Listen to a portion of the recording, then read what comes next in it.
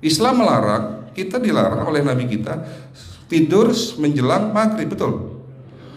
Bukan karena nanti ketindihan setan, bukan ya. Secara medis diketahui bahwa orang yang kebiasaan tidur antara asar sampai maghrib itu akan menurunnya daya tahan tubuh. Jadi gampang sakit infeksi Pak kalau Bapak tidur menjelang maghrib. Kalau sekali lagi setelah sholat subuh gampang pikun, aliran darah ke otak itu tersumbat, ya, jadi stroke penyakitnya. Tapi kalau tidur setelah asar sebelum maghrib, itu daya tahan tubuh kita akan menurun. Materi terakhir ini 6 langkah praktis, ya, Bapak bisa lakukan di rumah mulai hari ini. Langkah pertama, mulai hari ini jangan makan malam, Pak.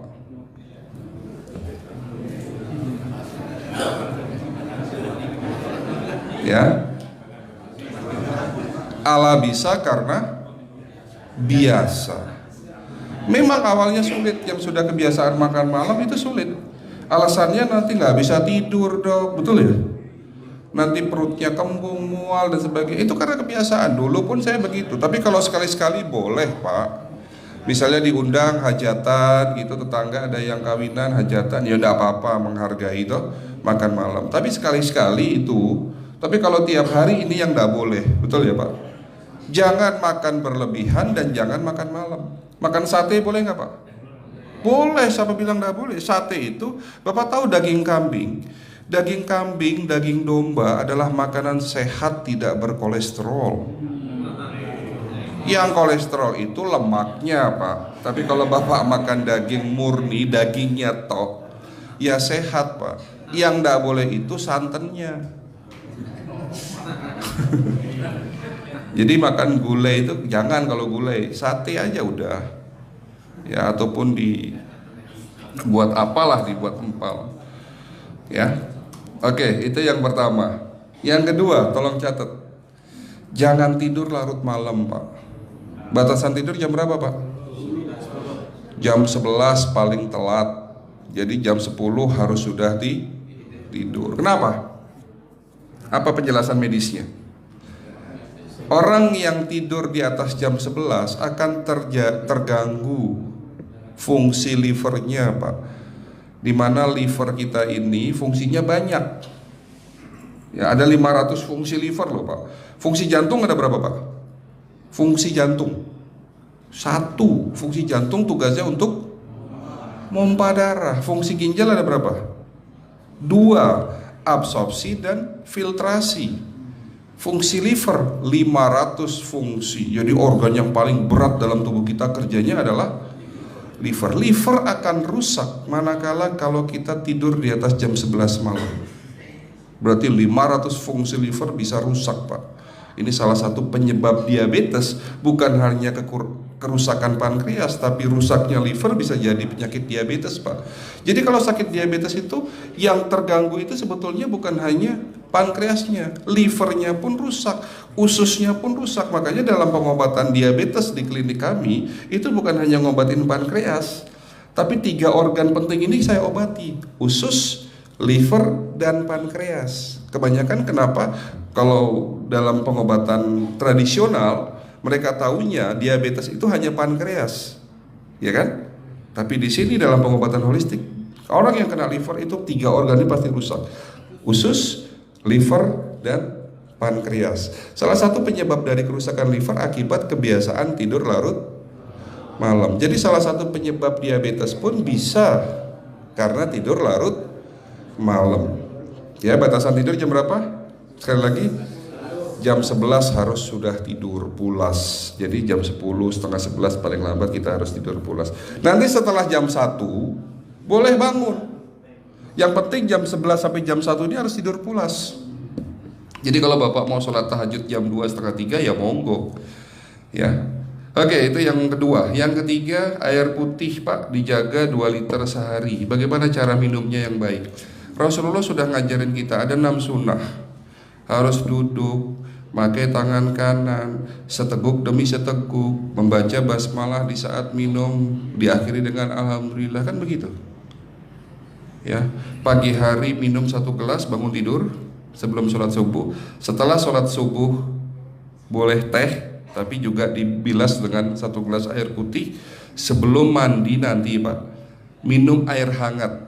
Kalau Bapak mandinya pakai air dingin boleh, tapi sebelum mandi minum air hangat, biar tubuh kita ini jangan terlalu dingin di saat kita kena air dingin. Sampai maghrib pastikan 2 liter sudah masuk dalam tubuh kita. Malam mau tidur, tolong perhatikan Ibu ya, malam mau tidur jangan banyak-banyak minum. Nggak boleh minum malam itu segelas sampai 2 gelas mau tidur. Cukup seteguk 2 teguk saja. Karena kalau sampai kita minum mau tidur 1 gelas besar, ginjalnya malah rusak Pak. Ya. Oke, itu yang ketiga. Yang keempat, puasa. Lakukan puasa secara rutin, insya Allah kita sehat. Nah, untuk penjelasan atau materi puasa nanti bisa hubungin staf saya. Nanti di bulan Ramadan tahun ini, kalau memang masih ada slot 1 sampai hari ke-20, saya bisa mengisi manasik kesehatan yang berkaitan dengan manfaat puasa untuk kesehatan. Insya Allah kalau memang masih ada slot waktunya, karena kita di bulan Ramadan hanya 20 hari kita mengisi manasik, ya. Oke, itu yang keempat. Langkah keempat. Langkah 1, 2, 3, 4. Langkah kelima. Nah, sebelum saya menjawab yang kelima, saya ingin membacakan sebuah sabda Rasulullah. Rasulullah bersabda, di dalam tubuhmu ada segumpal daging. Jika segumpal daging itu sakit, akan sakitlah seluruh tubuhmu. Dan jika segumpal daging itu rusak, akan rusaklah seluruh tubuhmu. Apa itu segumpal daging? Segumpal daging itu adalah hati. Tapi ternyata yang dimaksud Rasulullah itu bukan liver Pak. Yang dimaksud Rasulullah adalah hati kita, roh kita, jiwa kita, perasaan kita. Kalau hati kita rusak, kita banyak penyakit hati, iri, dengki, sombong, takabur dan sebagainya. Penyakit fisik akan muncul dalam tubuh kita. Ya, tidak ada orang stres itu sehat, betul tidak Pak? Tidak ada orang yang suka marah-marah itu sehat, betul tidak? Bahkan Rasulullah menganjur senyum adalah ibadah. Senangkan orang lain, permudah urusan orang lain, insya Allah kita sehat. Ya. Jadi itu langkah ke-5. Langkah 1 sampai langkah ke-5 sifatnya individual. Bapak bisa lakukan sendiri di rumah. Tapi langkah ke-6 ini butuh bantuan pihak dokter atau rumah sakit. Kira-kira langkah ke-6 apa Pak? Lakukan pemeriksaan sebelum sakit. Jadi periksa itu jangan nunggu sakit baru periksa. Jangan seperti kayak Bu Ustazah tadi, diajak periksa, jawabannya takut ketahuan penyakitnya. Setelah stroke baru datang ke klinik untuk minta diperiksa. Kalau sudah stroke susah nggak nyembuhinnya Pak? Kata kayak beliau nih, sudah 2 tahun tidak sembuh-sembuh karena sudah terlanjur stroke. Tapi kalau beliau melakukan general check up, mohon maaf ya Pak, kalau beliau melakukan general check up rutin, insya Allah tidak akan kena stroke, karena sebelum stroke sudah diobati dulu. Karena stroke ini bisa kita lihat dalam scanning dengan alat yang saya punya, insya Allah kelihatan ini. Oh ini sudah mulai ada tanda-tanda mau penyumbatan, buru-buru diobati. Memang takut Pak, tapi pesan saya jangan takut. Ya, lakukan pemeriksaan supaya kita tahu, supaya kita kenal. Gitu ya Pak. Jadi kira-kira di jemaah ini ada enggak yang mau saya ajak periksa kita semua? Pesan terakhir dari saya, lakukan pemeriksaan sebelum terlambat. Ini pesan saya dan pesan seluruh dokter di dunia sebetulnya. Lakukan pemeriksaan sebelum terlambat. Ya, karena dengan kita melakukan pemeriksaan kita akan kenal tubuh kita. Kalau sudah kenal kita akan sayang sama tubuh kita. Betul Pak? Ada pepatah mengatakan tidak kenal tidak sayang. Cukup sekian dari saya. Mohon maaf kalau penyampaian kami kurang baik. Akhirul kalam, wabillahi taufiq wal hidayah. Wassalamualaikum warahmatullahi wabarakatuh.